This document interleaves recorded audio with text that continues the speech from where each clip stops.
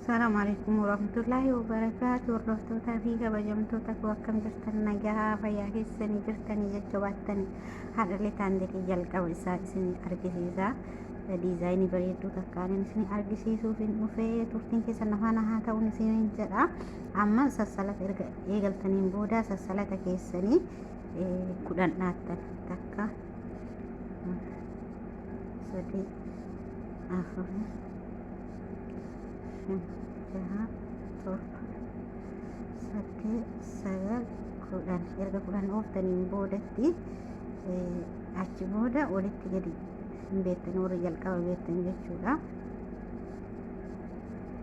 Asitti dhaattaniin akka inni ol isinii qabatu jechuudha. Takkatti maal keessaa fuutu kana dhaatamaniidha. Eegalli isaatii jechuudha.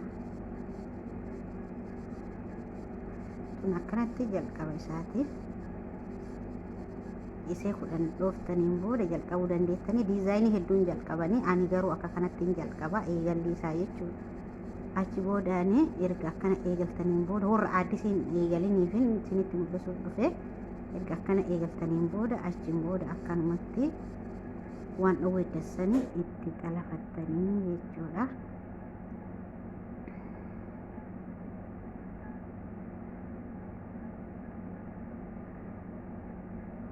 Kun akkanatti fudhattanii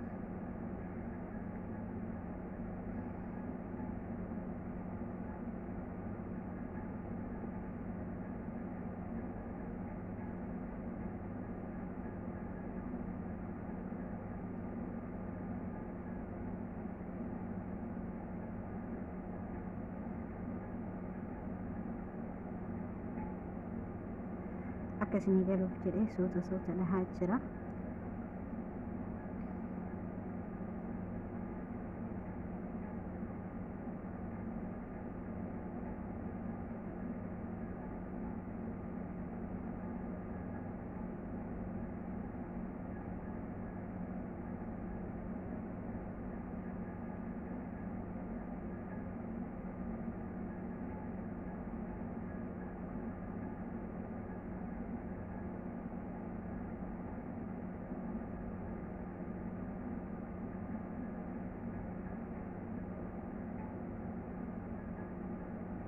Harka keessanitti marattanii jechuudha. Nama dhibu ijoolleen beektanii beektanii muraasa keessan malee irra caalaa namni wallaalee jiru. Muraasni keessan immoo barachuu feetan jalqabbii isii akkana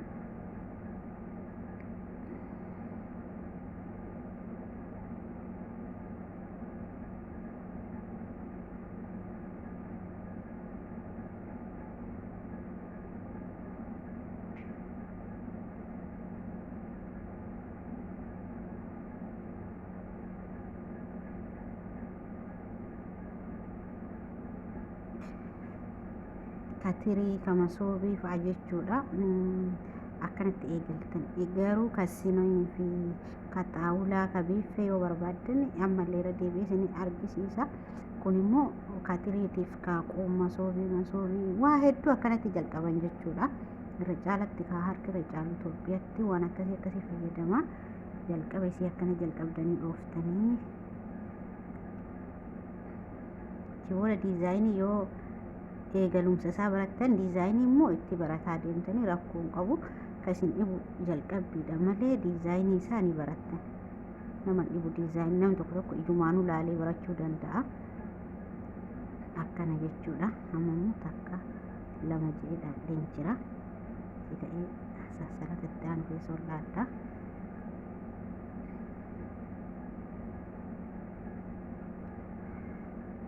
Akkanatti takkuma takkaanii sassalata fudhattan keessa gad deebistanii jechuudha.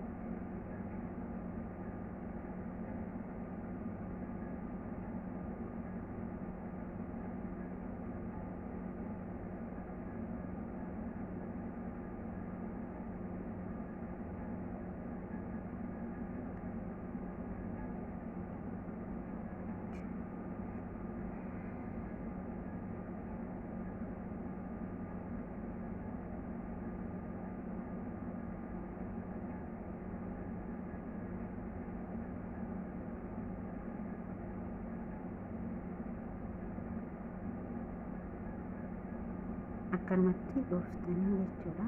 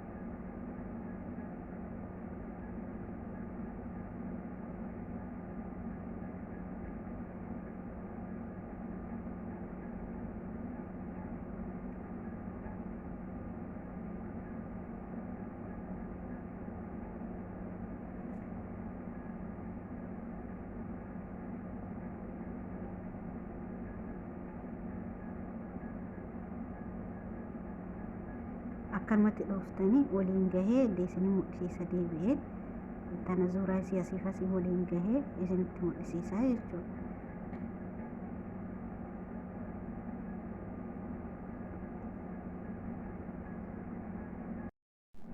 kunoo hordoftoota kiyya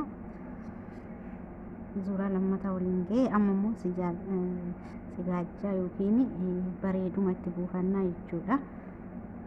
kun akka kanatti erga wal qabsiiseen booda amma immoo takka lama jedhe yoo lakkaa hojjettan irra isin shaggaadha yookiin isin jalaa walitti deemuu danda'a hin beekamu waan ta'eef akkanatti lakkaa hojjedhaan isiniin jedha obboleeyyan kiyya. sassalata isaa walakkaa deemtan irra dansaadha. kun sadi fudhadhe boodan immoo amma sassalata lama dhaadhaa jechuudha. takka lama rukutaa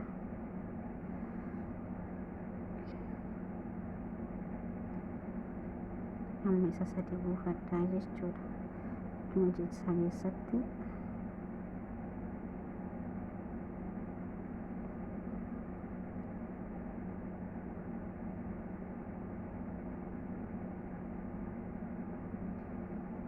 akka taatituun booda hin qajeelti waan ta'eef isin hin yaachisini. ammallee sadi erga buuseen booda ammallee sassalata isaa lamaan itti buufadhaa jechuudha. sassalata lamaaniin buufadha.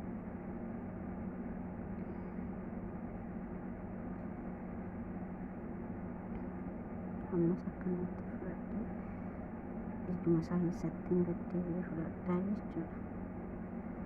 ammas akkasumatti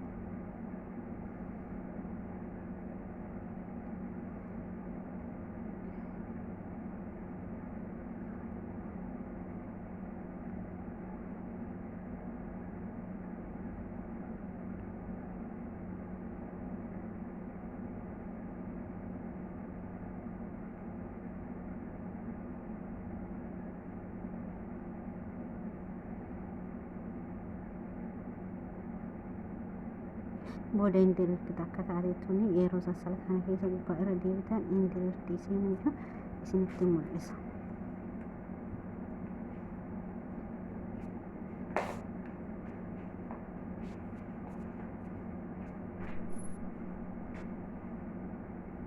kirriin baay'ee furdaa tokko maashaallah akka kirrii Itoophiyaatti miti hedduu takka furdaadha.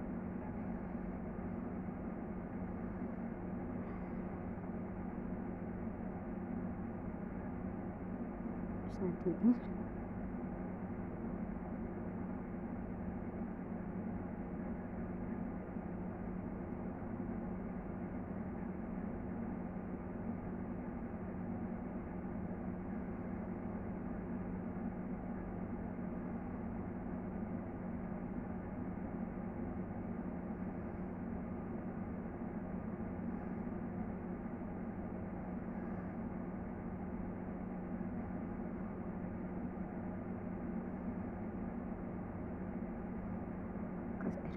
Taniin booda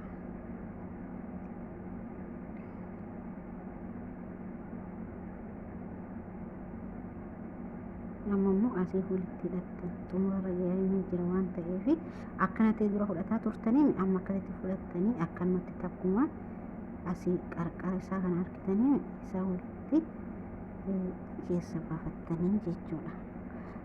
Zuuraan tokko xumuramee jechuudha. Amma sassalata illee buufannee xumuramee jira.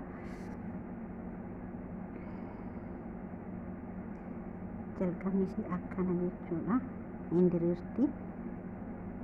Ni diriirsa amma.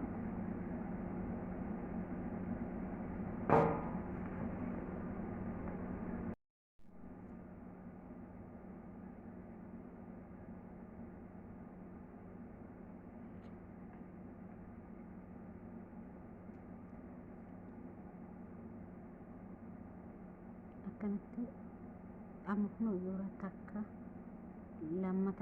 lammata xumuree sadaffaarra jira jechuudha. Amma lama buufadha.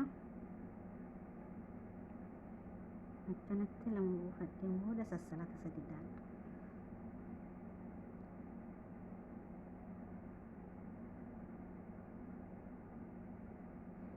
Sassalata sadi daadha jechuudha.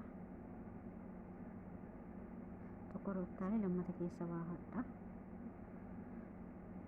Jechuudha akkanatti ammallee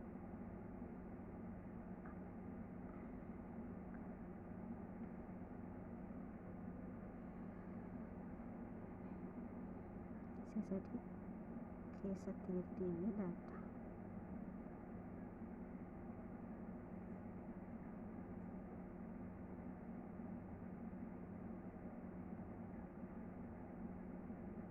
Amma sadi daadha. Sassalata sadi akkana tokko rottaalee lammata keessa baafadha. Ammallee sadi daadha. Sadi ija isaa keessa sadi baafadha jechuudha. Kana sanittiin baafadha. Ammallee sassalata sadi daadha jechuudha. Akkanumatti hanga xumura sadi dhaattanii sadi immoo wal dhaabdanii muka jechuu keessatti wal dhaabdanii ija keessaa fudhattanii.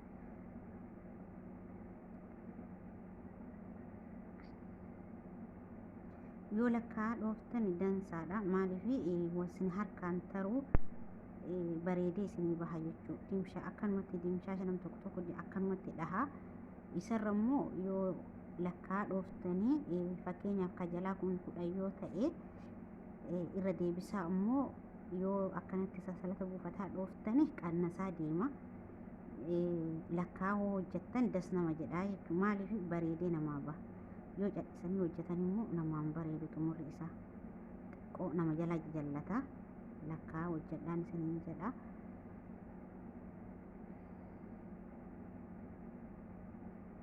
Ifama sassan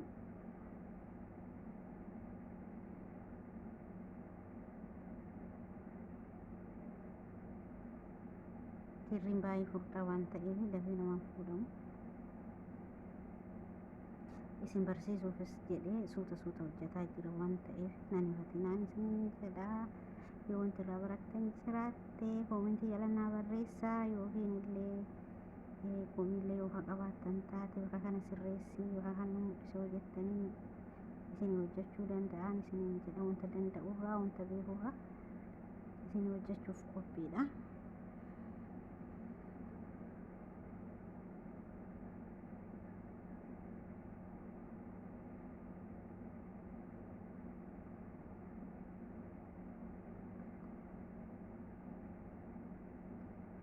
Hin qajeelti takka taate sun amma hin qajeelti xumura isii jechuudha. Amma sassalata sadi daadhee sansalata ammallee sansalata buufadha.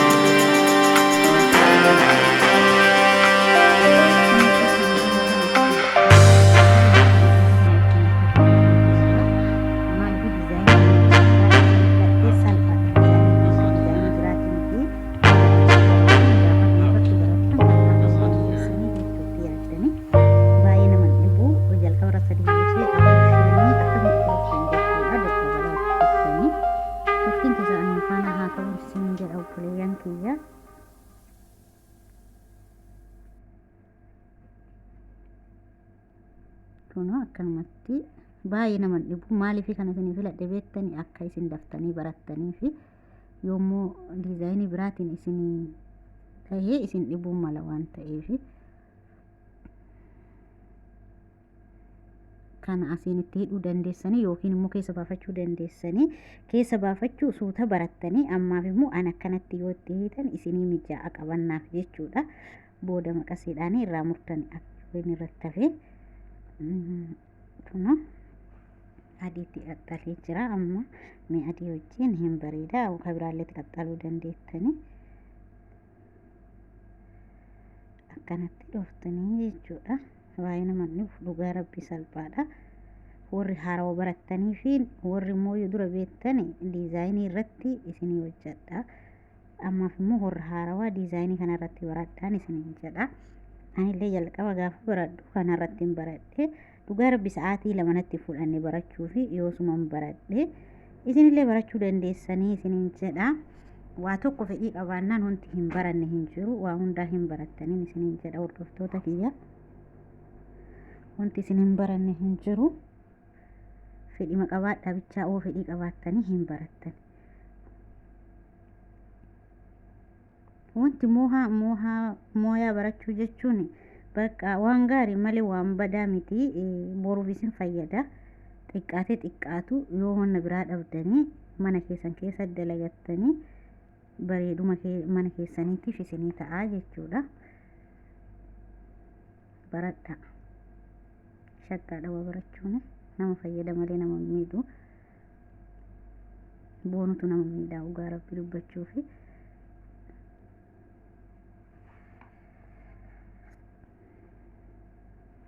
Isinumaa gala jedheetumaa yaada kaa namni yoo fedhii itti qabaattanii ilaaltanii inumaa isinii galaa yoo fedhii hin qabaanne illee kaa rabbii isinii alaafisuun isiniin jedha obboleeyyan kiyya.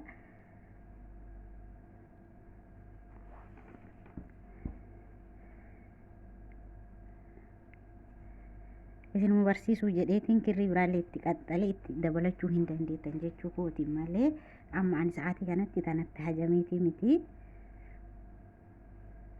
Garuu haga xumuraatiin deemee isin barsiisuu qaba jedheetiin yaade malee kunoo akkanumatti godhattanii booda maal isiniin jedhare.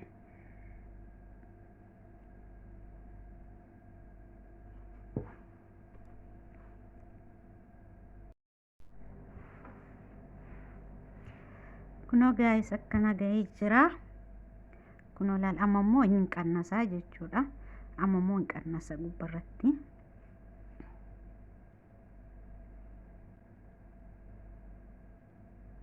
As keessaan fudhadha.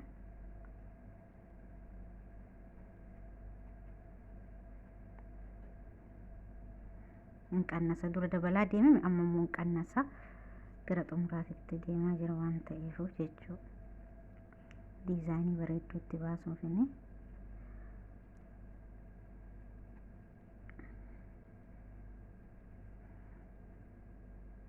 jalqaba isin dhiba malee yoo achi wasiqe qabannaaf illee isin hin dhibu baay'ee namatti tola jechuudha. Garuu gisee jalqabaa san nama dhiba qabannaan isaa hanga namaa guddatutti.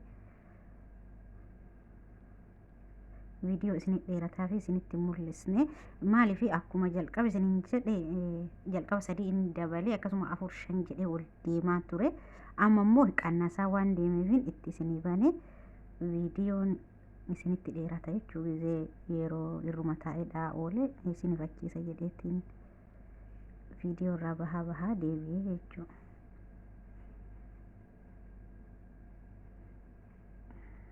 Kana kunoo amma qannasaa deemaa jira. Kana hedduu keessaa fudhadha takka. Ammas immoo sassalataa afurdhaadha. Amma immoo kunoo dura as keessa fudhataa ture. Amma immoo kunoo laal tokko irra taree irra uttaaleetiin fudhadhaa jechuudha. Jibooda kanatti